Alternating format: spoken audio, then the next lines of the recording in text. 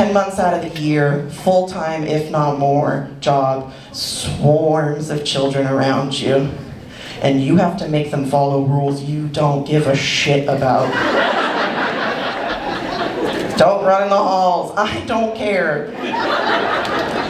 But if another adult sees me not yell at you, now I'm in trouble, okay? So I gotta pretend I care. But you do all that and you never call a kid a mean name? That should be $1 million, okay? Yeah. So this is a story of how I called a kid a mean name.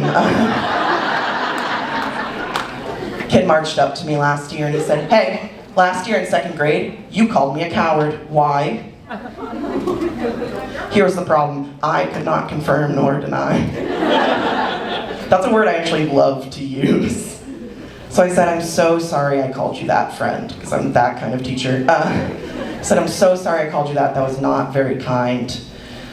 Do you remember why I called you that word?" And he said, "Yeah, I do. You taught me how to thumb wrestle. You beat me twice. I don't let kids win." No. Beat me twice. Asked if I wanted to play again. And I said no. So you all hear it too, right? That's a coward if I ever did hear one.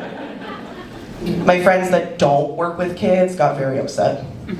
They're like, "Erin, you have to soften your language." And I said, "What do you suggest?" And they said, "What about chicken?" That's how I know you haven't been around a playground lately. Okay, chicken is a child slur. You can't say that. I'm not trying to draw lines in the sand. Absolutely not. So they said, "Fine, what about yellow belly?" You haven't heard of yellow belly? Oh, yellow belly. It just means you're scared. That's it. It means coward. Context clues. But I was like, I don't know about yellow belly. I haven't done my research, but it feels racist. But then I did do my research. And it turns out it's a derogatory term for English and Irish people. So I was like, finally, one I can say. Oh my God. I've been waiting. One of my 8th graders said to me, "You know, your brain basically 3D prints your hair."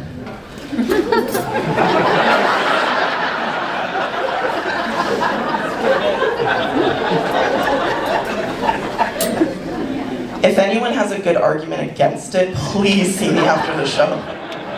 I study neuroscience. It's deeply upsetting how correct I feel like he is. You know, working with kids makes you get in touch with your inner child, right?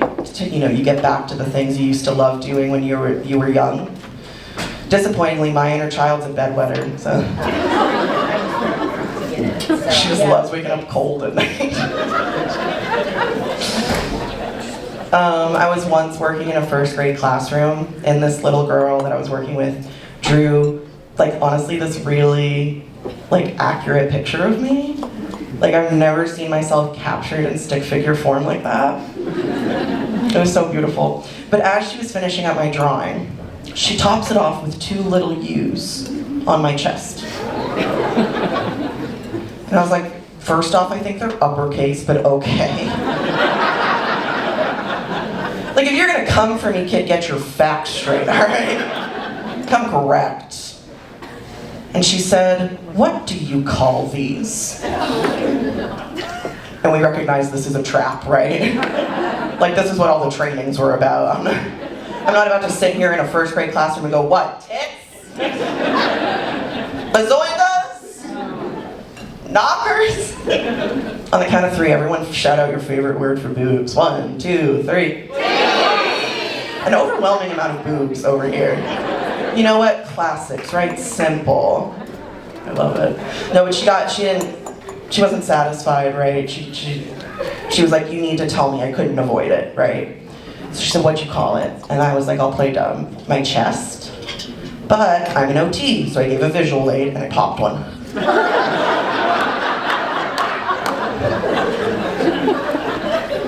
So I was like, "Oh, you mean my chest? Wink, wink, jiggle, jiggle." She said, "No. No, what do you call them?" And I'm a professional. So I turned the question around on her. I said, "What do you call them?"